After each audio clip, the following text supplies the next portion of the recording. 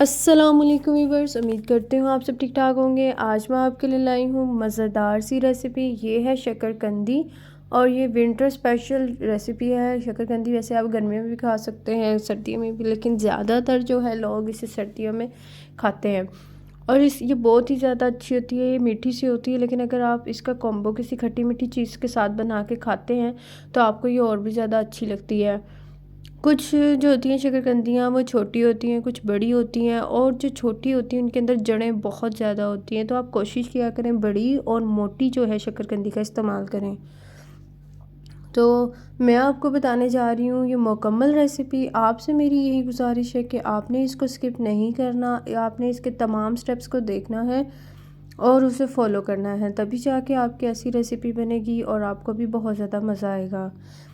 तो मेरी आपसे यही गुजारिश है कि अगर आपको मेरे ये चैनल वीडियो अच्छी लगी तो इसको कमेंट, लाइक, शेयर ज़रूर कीजिएगा। हम इसके फ़वाइद पे भी बात करेंगे। इसके बहुत से फ़ायदे हैं। शकरकंदी आँखों की बीनाई के लिए तो बहुत ही लाजवाल और बहुत ही ज़बरदस्त है एक रेसिपी। शकरकंदी का इस्तेमाल आप अगर अपनी डेली रूटीन में करते हैं तो इसका थोड़ा सा नुकसान हो सकता है। अगर आप डेली रूटीन में करते भी हैं तो कोई नहीं, ये डिपेंड करता है कि आप कितनी क्वांटिटी में ले रहे हैं उसको। तो आपने उसको अगर डेली बेसिस पे भी इस्तेमाल करना है, लेकिन क्वांटिटी इतनी रखनी है जिससे आपको कोई इफ़ेक्ट ना हो आपकी हेल्थ पे, क्योंकि हर चीज़ की ज़्यादती जो होती है वो नुकसानदेह ही होती है। तो आपको मैं दिखा रही हूँ कि मैंने इसके साथ इमली बनाई थी, जो कि बहुत ही ज़्यादा मज़ेदार था। इसके साथ कॉम्बो बहुत ही मज़ा आया था। चलिए शुरू करते हैं। बिस्मिल्लाहिर्रहमानिर्रहीम।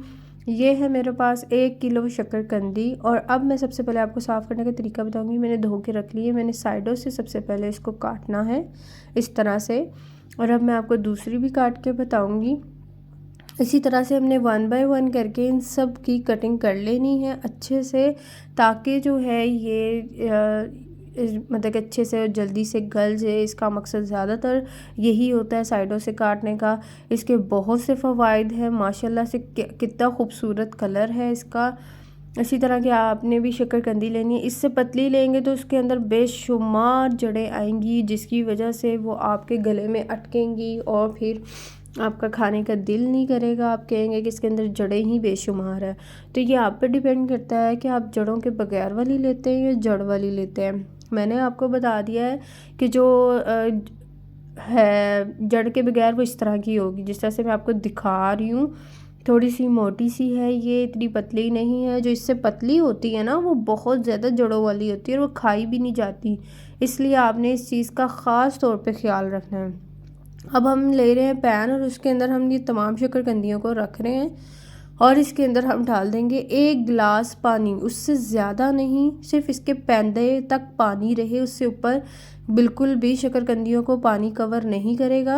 आप देख सकते हैं मैंने नलका चला दिया है और बिल्कुल 1 गिलास पानी मैंने इसके अंदर डाला है। जिस तरह से मैंने इतना सा पानी डाला है, आपने भी इसके अंदर जस्ट इतना ही पानी ऐड करना है। ठीक हो गया। अब हम इसको रख रहे हैं चूल्हे पे, और चूल्हे पे अब हमने इसको रख देना है ढक के। और तकरीबन ये अगर आपकी गैस पे भी डिपेंड करता है कि आपकी गैस, आपने जो है चूल्हा बिल्कुल रखना है, मीडियम फ्लेम रखना है, तेज़ नहीं रखना। और तकरीबन आधे पौने घंटे में आपको पता चल जाएगा कि आपकी शकरकंदियाँ पक के तैयार हो चुकी है। अब दूसरी तरफ जो है हम इमली की चटनी तैयार करने जा रहे हैं। इमली जो कि मुझे आधा घंटा हो गया है, बल्कि घंटा, इमली को भिगोए हुए। और अब मैं इसके छिलके, गिटके, इसकी गुठलियाँ जो है वो लैदा कर रही हूँ और इमली को साफ़ कर रही हूँ अच्छे से। आपने भी इसी तरह से इमली को भिगो के तकरीबन 1 डेढ़ घंटे के लिए रख छोड़ना है, और उससे फिर उसकी गुठलियाँ लैदा करनी है।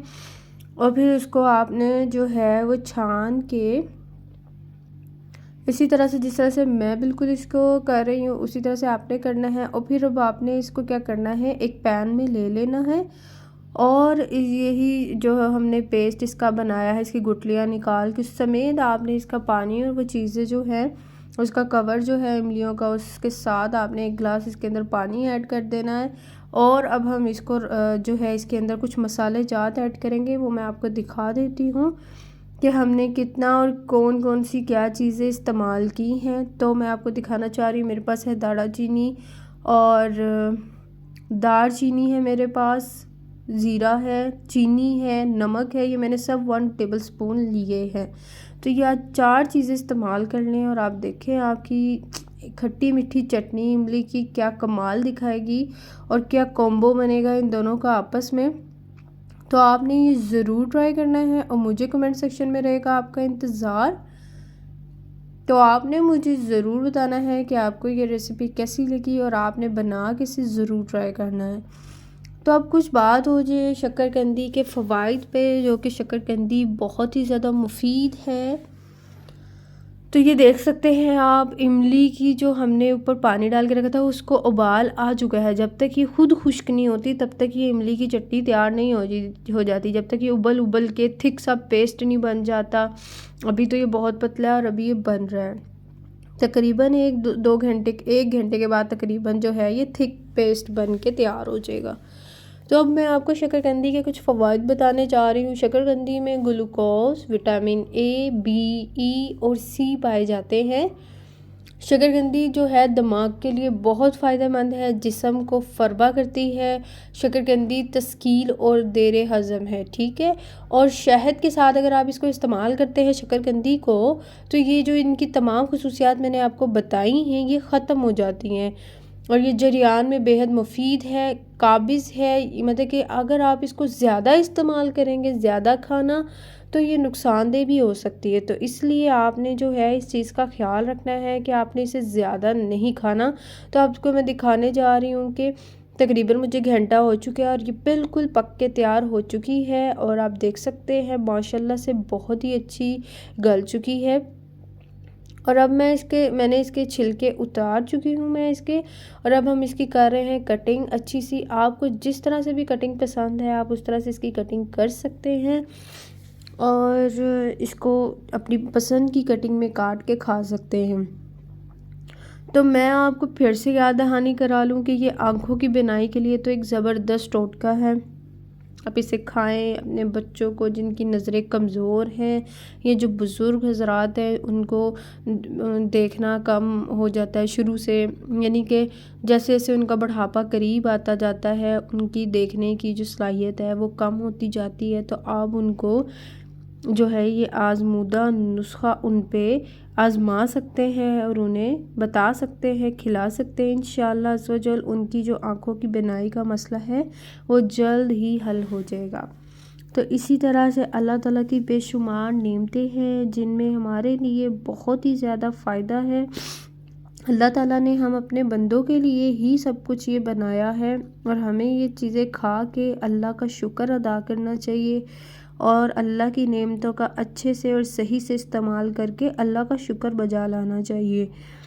तो इसी तरह से आप ये जो है दवाइयों पे जो पैसे खर्च करते हैं उन दवाइयों की निस्बत जो अगर आप अच्छी खुराक का इस्तेमाल करें शुरू से, जिनमें आपके तमाम विटामिन्स पूरे होते हैं और तमाम ये चीज़ें पूरी होती हैं, तो आप क्यों नहीं सेहतमंद हो सकते।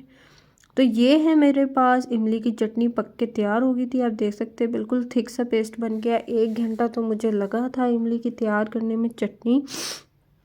तो ये जब थिक सा इस तरह से बन जाएगा तो तब हमने इसको शक्करकंदी के ऊपर डालना है। ये मैंने चाट मसाला ऐड कर दिया इस पर। बहुत ही ज़्यादा मज़ेदार और लजीज शक्करकंदी पक के तैयार हुई है।